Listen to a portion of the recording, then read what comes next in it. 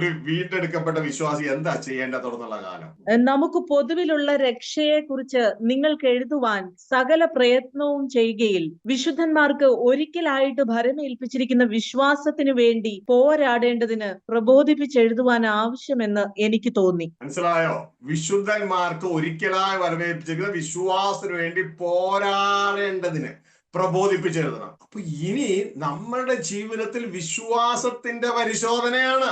ഇത് ജനത്തിന് പറഞ്ഞു കൊടുക്കണം. അനേക കഷ്ടങ്ങളിലൂടെ ഞാനും നിങ്ങളും ദൈവരാജ്യത്തിൽ കടക്കേണ്ടതാകുന്നു. ഇത് ജനത്തിന് പറഞ്ഞു കൊടുക്കണം. അപ്പൊ ഇതൊരു ദൈവദാസന്റെ കടമയാണ്. ഇത് പറയാതെ സ്തുതിയാരാധന ഒന്നിനെ റീപ്ലേസ് ചെയ്യാനല്ല, പ്രധാനപ്പെട്ടതിനെ റീപ്ലേസ് ചെയ്യാൻ വേണ്ടി കുറച്ചും കൂടി ലൈറ്റ് ആയിട്ടുള്ളത് കൊണ്ടുവന്ന് ചെലവില്ലാത്ത കൊണ്ടുവന്ന് പ്രധാനപ്പെട്ടത് റീപ്ലേസ് ചെയ്യുക. ജനത്തിന് വേണ്ടത് ഇന്ന് അവരുടെ ജഡീക മനസ്സ് പ്രകാരമുള്ള സുവിശേഷ വേലകളാണ്. അതിന്റെ പേരാണ് വ്യാജ സുവിശേഷം.